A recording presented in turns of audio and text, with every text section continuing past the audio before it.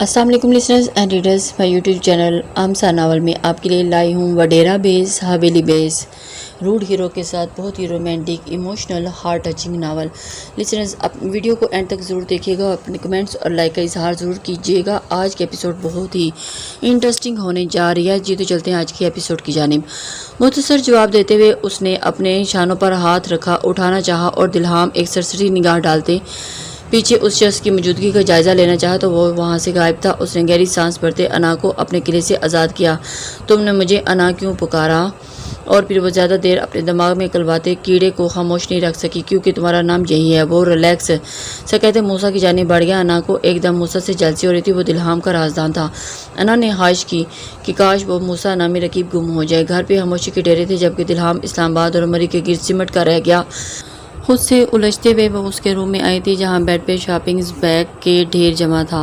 Check करवाकर अगर कोई चीज़ मिसिंग है तो चाय ख़त्म किए वो ओवरकोट उतारने लगा था। अना ने खामोशी से वो शॉपिंग बैग समेटने चाहे जब हाम ने उसे यहीं ओपन करने को कहा था, जो देखना चाहता था अना उसकी चॉइस पे क्या रिएक्शन देती है। एक एक चीज़ को तनकीदी निगाहों से देखते वो पिला रही थी और जिद जो लगी थी दिलहाम उसे देखे अपने हाथ से थमे थे। चोर निगाहों से दिलहाम को देखा और उसे अबरूज का देख रहा था।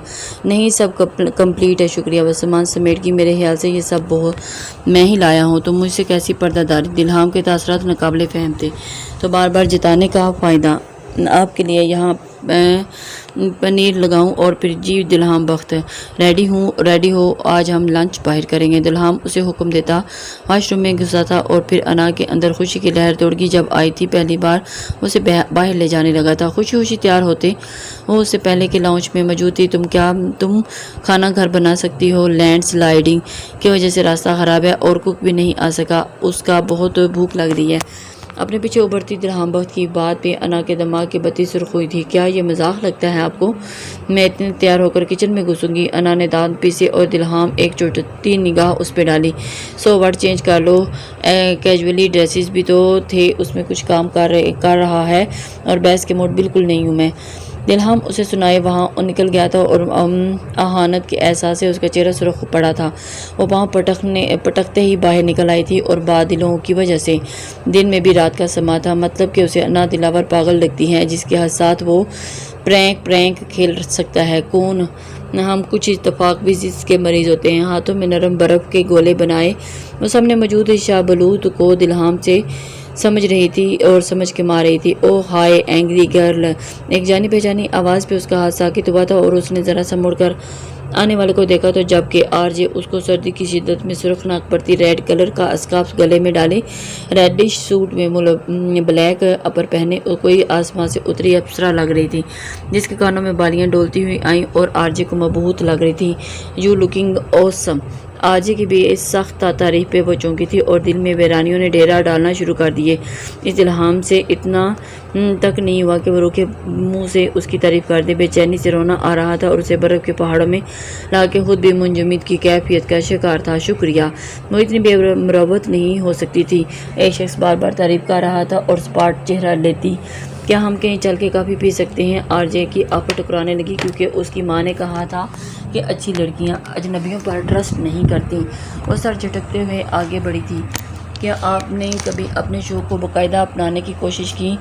बात का आगाज़ करते हुए उसकी तरफ अना ने अपना नफ़ी में सर हिलाया था।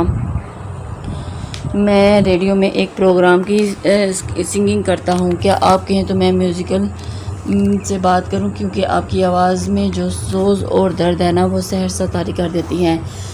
I am impressed. पहली बार था कि ज़्यादा बोलने वाली अना खामोशी से किसी को सुन रही थी। क्या आप मुकामी हैं? जाने क्यों वो अना को जाने से पहले माइल पे नज़र आया था और फिर नहीं कराची से। यकलक्सी जवाब देते वो बर्फ़ से धंसते हुए अपने स्नीकर देख रही थी। एक बात पूछूं, अगर आप बुरा ना माने तो? आरजे था जो हाथों को मसलते हुए कुछ देर पूछने पे मुतामिल नज़र आया। अना ने गहरी सांस भरते हुए अस्पात में सर हिला दिया, जबकि वो भी एक पत्थर से जूते से नोक के बर्फ़ खुरच रहा था। वो शख्स उस दिन आपको बुलाने आया था, क्या वो सियाद है जिसने अना दिल को कैद रखा? क्या कैफ़े कितना दूर है? आरजी को समझ आ रहा था कि वो इस टॉपिक पे बात नहीं करना चाहती, तभी उससे ज़्यादा करेदना मुनासिब नहीं समझा। करीबी टक शाप है, چائے پیتے کتنے گھنٹوں میوزک اور شاعری پہ بات کرنے کے بعد ملاقات کے اختتام تک وہ اسے ریڈیو پہ گانے کے لیے کنونس کر چکا تھا۔ آواز ہی تو جائے گی، کون سی شکل لوگ دیکھیں گے، ایک مطمئن کن سوچ وہ گھر لوٹ آئی تھی۔ دلہام شاید گھر پہ نہیں تھا۔ امیر بخش کے بتانے پہ وہ چلا تو وہ اچانک میٹنگ کے لیے اسلام آباد گیا ہے۔ وہ اپنے کمرے میں آتے پرسکون ہو کے لیٹی تو آنکھوں کے پنوں پہ پورے دن کے حالات اور واقعات گردش کرنے لگے تھے۔ پریحان درید کے حکم کی تعمیل کرے نہ کرے سوچوں میں مگن تھی۔ جب دروازہ بجنے پہ وہ دہل اٹھی تھی، اس وقت دماغ سے مکمل نکل گیا تھا کہ اس وقت کون ہو سکتا ہے۔ دروازہ کھولنے پر سامنے نظر آنے والے شخص کو دیکھے وہ سہمی تھی۔ کیا پوری رات یہیں کھڑا رکھو گی؟ وہ اسے سخت گولیوں سے نوازتے ہوئے دروازے سے ہٹائے کمرے میں داخل ہوا تھا۔ آپ کو کیا بات کرنی ہے؟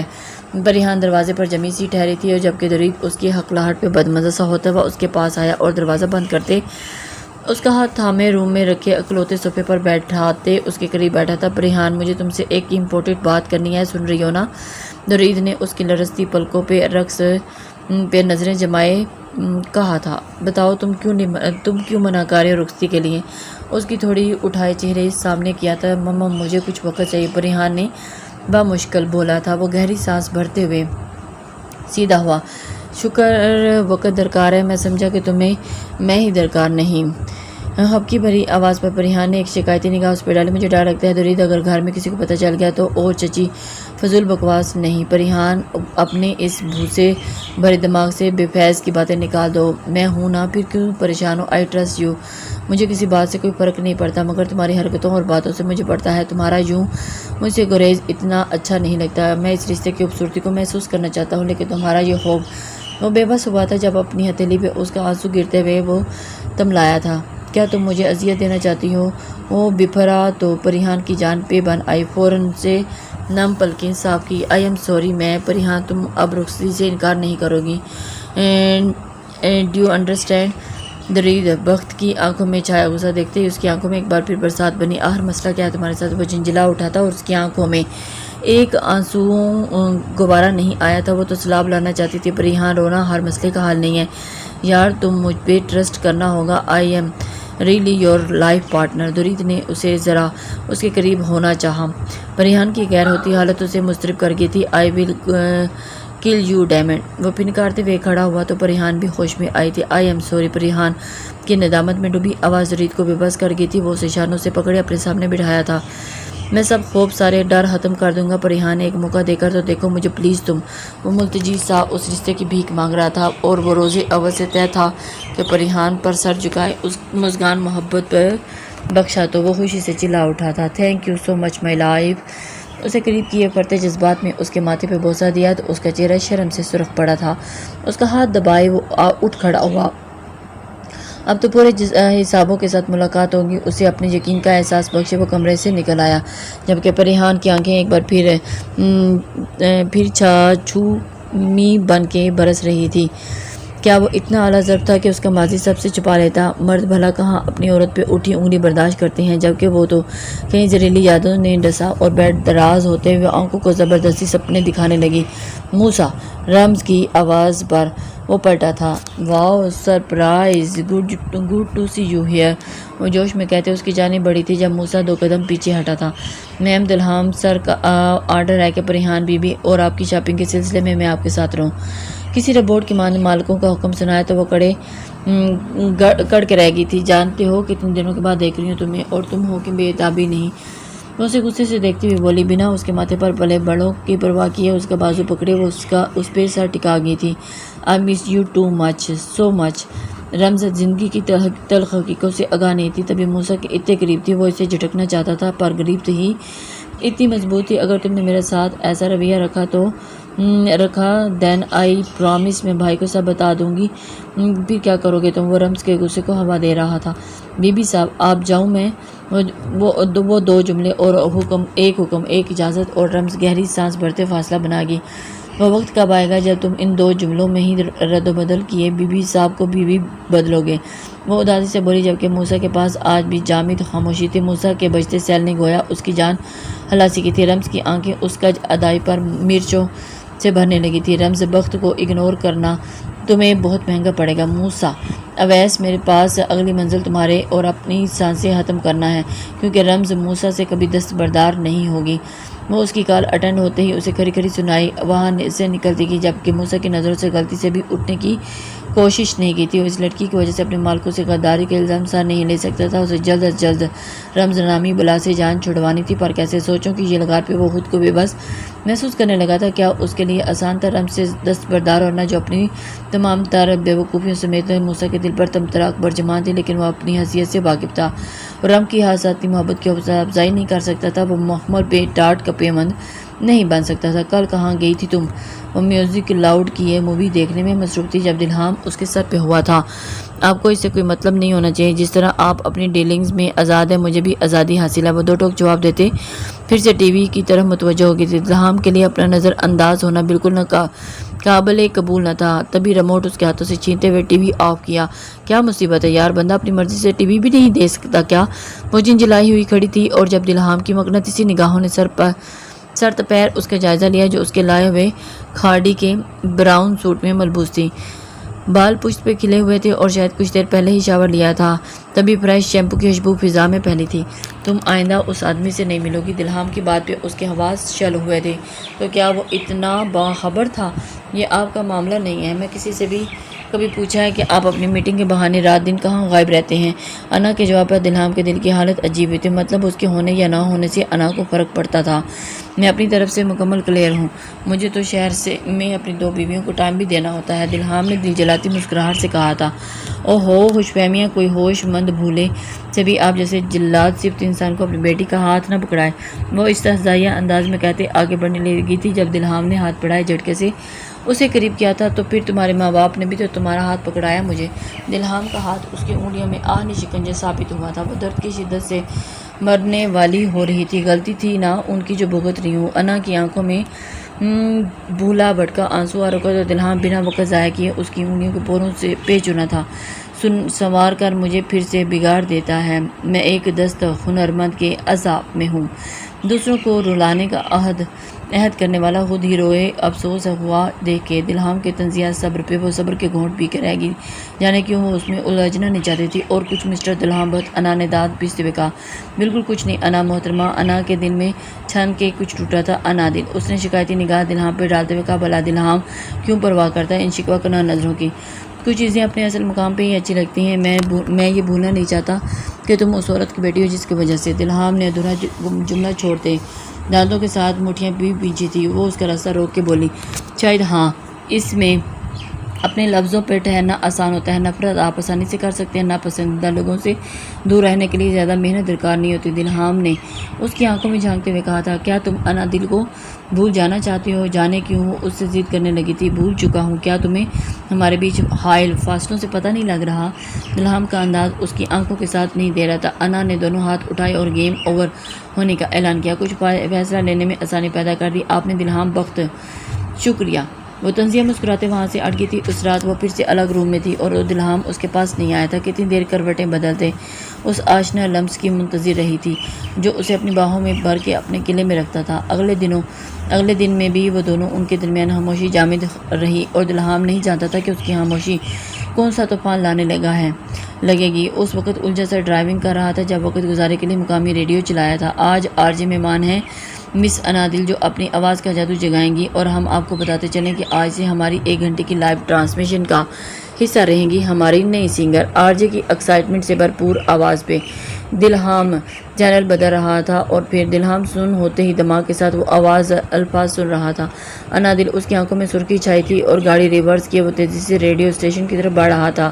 لوگ اسے اتنے نازک رستوں پہ سنگین ڈرائیو کرتے اس کی سلامتی کی دعا پہ رہے تھے اور اسے نہیں پتا تھا کہ وہ وہاں کیسے پہنچا تھا جب سامنے کا منظر اس کے ہون میں فشار بھر گیا۔ That was really awesome. I enjoy it.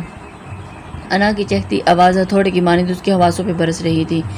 ہر بات بھلائی و تیزی سے اس کی طرف بڑھا تھا اور دوسرے لمحے ہر چیز اپنی جگہ پہ ساکت ہوتی۔ وہ گلال رخسار پہ ہاتھ رکھے اور اس کے سامنے دلہام ٹھہرے دلہام کو دیکھ رہی تھی جس نے بنا کسی کا لحاظ کیے اسے تھپڑ دے مارا تھا۔ شاکڈ تو انا کے پہلو میں ٹھہرے آرجے بھی تھا۔ وہ دھند کے پار نظر آتا چہرہ واضح ہوا تو جیسے پاؤں زمین نے جکڑے تھے۔ کیا یہ محض اتفاق تھا کہ اس کے ذہن میں مقید ہوتی ہر لڑکی ہی دلہام بہت کی نور نظر ہوتی ہے۔ دلہام کی نگاہوں سے چھپ جانا جب اس کا گریبان تھامے دلہام نے اس کا سر گاڑی کی بونٹ سے ٹکرایا تھا اور وہ دوسرے لمحے ہوش و خواص سے بیگانہ زمین پہ پڑا تھا۔ زخمی آرجے کو دیکھتا ہوا انا نے بے اختیار چیخ ماری تھی جب دلہام نے اس کے بازو پہ گرفت مضبوط کیے بنا لوگوں کو سرگوشی کی پناہ پہ وہ اسے گاڑی میں لا بٹھا۔ یہ آرجے کی قسمت کہ دلہام بہت اسے گاڑی سے کچل کے نہیں گیا تھا۔ گاڑی کی فراٹیں بھرتی ہلکے کوہسار کی سفید سی سے اڑان بھرتی زمین کی سطح پر آ رہی تھی۔ اگلے 3 گھنٹوں میں اسے اندازہ ہو چکا تھا کہ وہ اسلام آباد سے کراچی کی جانب مگامزن تھے، جانے زندگی کون سا نیا پڑاؤ لانے والی تھی۔ باہر کیسے آیا وہ آہر دلہام کی دھاڑ سے وہ رہ کر سن سکتی تھی، جس کی برداشت کا پیمانہ صرف 3 گھنٹے رہا تھا۔ دوسری طرف موجود شخص بھی اپنی اس بے خبری پہ ماتم گدا تھا کہ جس کی آواز اس کی زندگی میں بھونچال آیا تھا وہ بھلا اسے اتنا غافل کیسے ہو سکتا ہے؟ سر، میں ابھی جیلر سے بات کرتا ہوں۔ موسیٰ نے بمشکل اپنی کانپتی ہوئی آواز پہ قابو پایا تھا۔ نہیں، اب وہ شخص میرے ٹھکانے پہ چاہیے۔ میری حویلی پہنچنے سے پہلے رائٹ ناؤ اسے پاتال سے ڈھونڈ کے بھی لا سکتے ہو تو لے آؤ۔ دلہام ہمیشہ کی طرح اپنی سنا کے کال بند کر گیا تھا۔ موسیٰ کو تعصب نے گھیر لیا اور آج پھر وہ ڈپریشن میں جا رہا تھا، اس شخص کی وجہ سے جو قطرہ قطرہ زہر بن کر سب کی زندگیوں میں گھل گیا تھا۔ اور لیکن یہ اور بات تھی کہ یہاں ہر کوئی ایک دوسرے پہ راز چھپائے ہوئے تھا۔ تو کیا سالوں سے پہلے کا راز آج اس کی آمد سے پہلے کھلنے لگا تھا؟ نہیں، اپنی ماتھی پہ نمودار ہوتے ننھے قطروں کو وہ صاف کرنے لگا تھا۔ وہ جانتا تھا جس اعتبار کو لیے وہ اس حویلی میں جی رہا تھا اس کا بھرم ٹوٹنے سے پہلے دلہام بہت بھی ٹوٹ جائے گا۔ اب جو کرنا تھا اسے ہی کرنا تھا۔ رحمان جیلانی موسیٰ کے ماتھے پہ کئی سلوٹیں نمودار ہوئی تھی۔ اس وقت وہ اپنے کوارٹر میں اکیلا بیٹھا تھا، دماغ کی نسیں مزید بوجھ نہیں سہ پا رہی تھی جب کسی کی چاپ محسوس کرتے وہ چونکا تھا۔ مجھے تم سے بات کرنی ہے۔ شاید تم نہیں جانتے کہ درید اور پریحان کی شادی کے بعد سب کو میری ہی فکر ستائے گی، اور میں نے جس کا نام لینا ہے تم جانتے ہو۔ وہ سرخ چہرہ لیے اسے دیکھ رہی تھی کیونکہ آج ہی بی بی جان اور امراؤ جان سے بات کرتے سنا ہے۔ کیا تم یہ اپنی چپ توڑ نہیں سکتے؟ اب نہیں موسیٰ، وہ ملتجئانہ انداز میں اسے ہاتھ تھام گئی تھی جیسے موسیٰ کو تو کرنٹ نے چھو لیا۔ وہ کسی چھوت کی مانند لگتی زہر سے دور ہوا تھا۔ موسیٰ پلیز، اور کتنا گروں میں خود کو تمہارے سامنے؟ رمز کی آنکھوں میں ساون چھو می برس رہا تھا اور موسیٰ باوجود چاہت کے ہاتھ نہیں بڑھا سکتا تھا۔ موسیٰ آپ جائیں بی جی 2 جملوں کی داستان میں پہلا جملہ ادا ہوا میں بھیا کو سب کچھ بتا دوں گی۔ وہ ہاتھ کی پشت سے آنسو صاف کرتے ہوئے اسے دھمکی دینے لگی۔ اس کا انجام جانتی ہیں نا آپ؟ شاید آپ چپ رہنا سب مناسب نہیں رہا۔ تب بھی وہ سرخ آنکھیں پڑے اس پہ گاڑے تھا۔ مجھے کسی انجام کی پرواہ نہیں، وہ ہٹ درمی سے بولی۔ پریحان بی بی، اس سب کے بعد ان کا کیا ہوگا؟ وہ اسے جذبات کی روح میں بہکنے سے روکنا چاہتا تھا۔ رمز ایک لمحے کو ساکت ہوئے۔ حقیقت تو بتا رہا تھا اسے۔ رمز کی چپ سو سکھ لا سکتی تھی، پھر کیوں خود غرض ہونا چاہتی ہیں آپ؟ درید دلہام بخت دا جان بڑے سائیں کس کو اپنے عمل کی وضاحت دیں گی اور کیسے پریحان بی بی کی شادی ٹوٹ جائے گی؟ موسیٰ اس کے سامنے تمام حقائق رکھنا چاہتا تھا، شاید اس کی جذباتیات کم ہو جائیں۔ میں تم سے دستبردار نہیں ہو سکتی موسیٰ، ہم بھاگ چلے جاتے ہیں یہاں سے۔ رمز کی بات پوری نہیں ہوئی تھی جب موسیٰ کے تھپڑ نے اسے ہوش ملایا تھا۔ میں اپنے مالکوں کا وفادار رہنا چاہتا ہوں رمز بی بی، میرے پرکھوں نے اس حویلی کو اپنا خون دیا ہے۔ میں یہ کہتے ہوئے بالکل شرمندگی محسوس نہیں کروں گا کہ آپ ایک شیطان کا روپ دھارنے مجھے ورگلانے آئے ہیں۔ وہ BA پاس لڑکا اسے وفاداری کے رموز و اوقاف بتا رہا تھا۔ میں آج ہی کسی لائر سے بات کر کے یہ کاغذی رشتہ ختم کر دوں گا رمز بی بی، جو میری وفاداری پہ دھپا بنے۔ اس رشتے کی مجھے ضرورت نہیں جو صرف حویلی کی عزت اور بھرم قائم رکھنے کے لیے کیا ہوا تھا۔ موسیٰ رخ موڑے اسے کہہ رہا تھا یہ جانے بغیر کہ وہ کب سے وہاں چلی گئی تھی اور اسے موسیٰ کی خاموشی ہی منظور تھی۔ گہری خاموشی پہ رخ موڑا تو کہیں وہ نہیں تھی۔ مجھے معاف کر دیجیے گا رمز بی بی، اسے اپنے اقدام پہ انتہائی شرمندگی تھی کہ عورت پہ ہاتھ اٹھانا اس کی سازش میں شامل نہ تھا۔ وہ کم ذات تھا لیکن عورت کی عزت کو مقدم جانتا تھا، پر رمز کے معاملے میں وہ فتنہ پروری کا شکار نہیں ہونا چاہتا تھا۔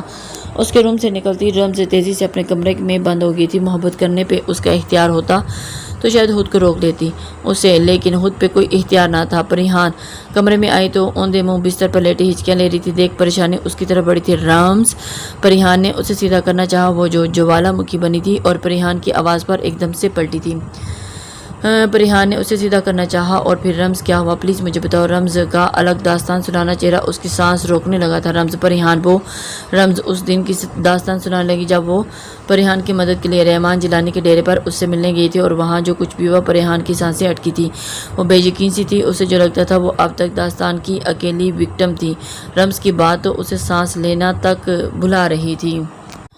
خود سے ابھی ان کی منزل دور تھی، تبھی دلہام نے ریسٹ لینے کا ارادہ کیا۔ انا کی ذات گہری چپ کے سائے میں تھی۔ دلہام بخت کا حد تک امیز رویہ وہ آرام سے سہل کرتی آئی تھی اور اسے لگتا تھا کہ وہ دو بدو جواب دے کر قرض چکتا کر لیتی۔ وہ تمام فارمیلٹیز پوری کیے ایک کمرے میں اس کے ہمراہ آیا تھا اور ایک نگاہ اس کے سطح چہرے پہ ڈالی تو پشیمانی ہی پشیمانی تھی۔ بہرحال جو بھی تھا، انا پہ اسے ہاتھ نہیں اٹھانا چاہیے تھا، لیکن وہ اس کی بات کو رد کیے آر جیسے ملی تھی، اور جبکہ اس کا انادل کا گانا اس سے آگے کی سوچ اسے پھر جنون میں مبتلا کر دی۔ اس کی انادل کی آواز ایک دنیا تک گئی تھی، وہ جو اس دن اسے کریٹ ریڈ کلر اور پھر ملبوس دیکھ کے مبہوت تھا رہ گیا تھا۔ اسے یقین تھا کہ وہ اگر اسے باہر لے گیا تو دلہام کسی کی نگاہ میں اس پر برداشت نہیں کر سکے گا۔ پھر اسے کسی اجنبی کے ساتھ انا کی موجودگی کی خبر بھی بہت کلی، اور جب نام آرجے ہو تو اتنی آسانی سے انا تک اس شخص کی رسائی اپنی معاونت میں اسے اسٹوڈیو لے جانا دلہام کی غیرت کو گوارا نہیں تھا۔ وہ نہیں چاہتا تھا کہ انا اس کی ضد میں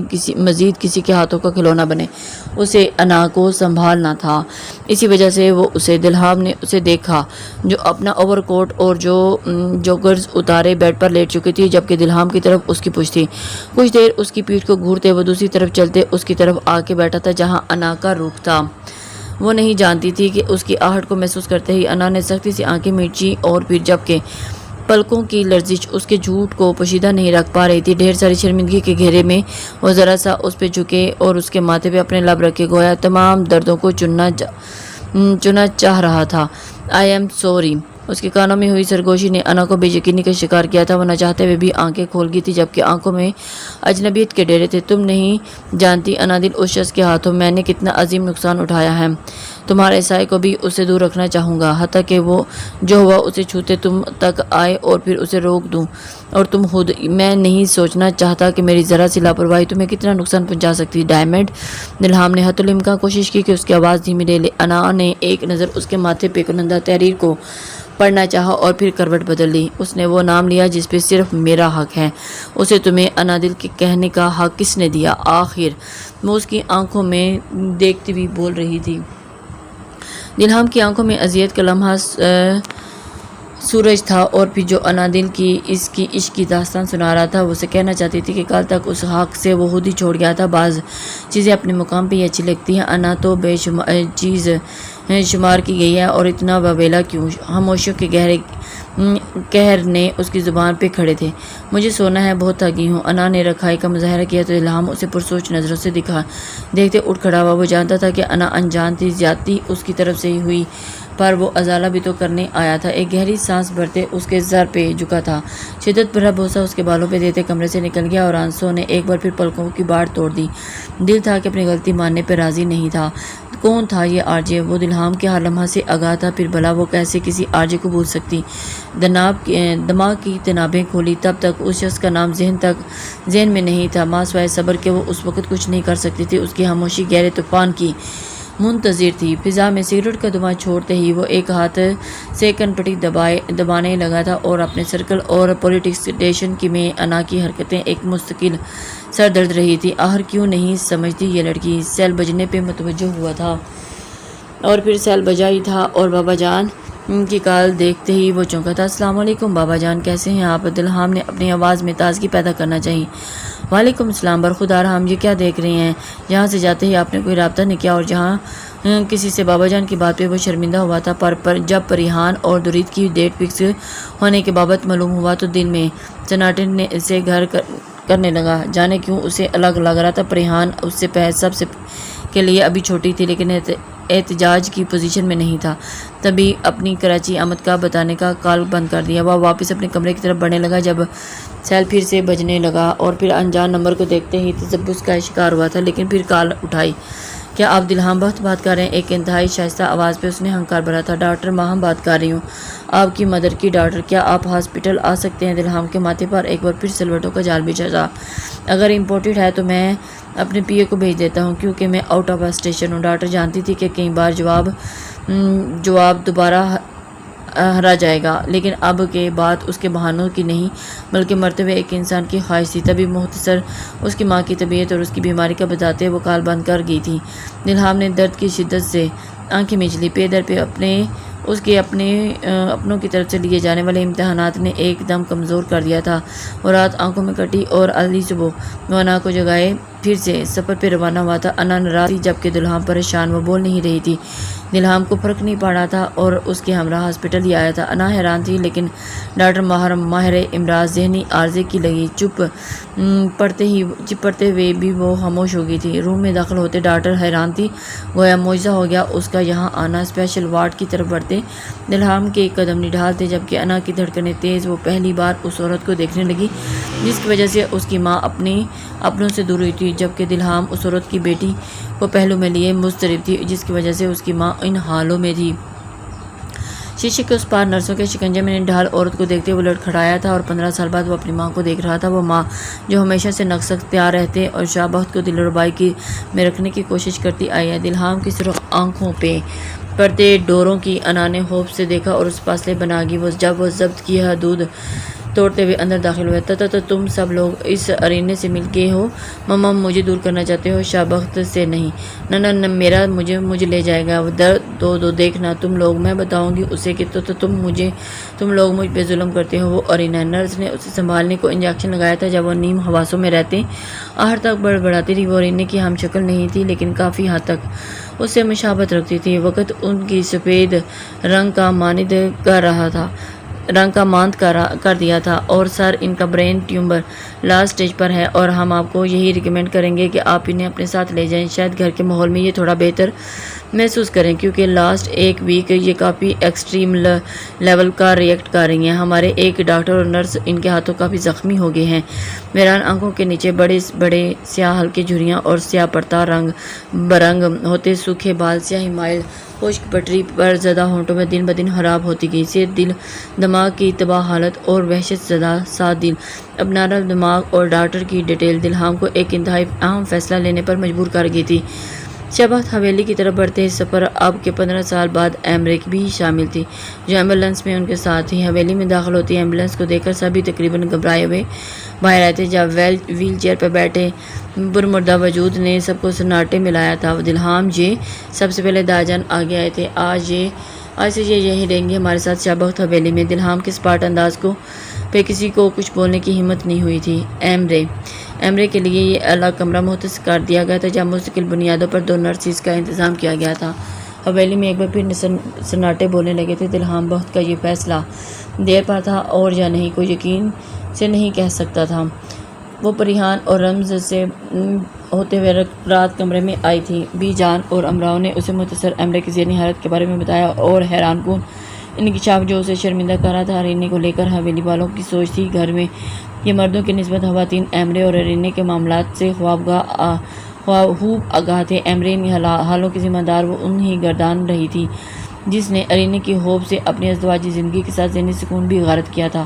وہ حویلی والوں پر ترس کھا سکتی تھی، لیکن اپنی ماں کی طرف اسے بے قل کر رہی تھی۔ شاید ابھی اپنی حقیقتوں کو منکشف کرنے کا صحیح وقت نہیں تھا۔ دلہام کمرے میں نہیں تھا، وہ بستر پر پڑتے ہی سو گئی تھی جب درمیانی شب وہ واپس آیا تھا۔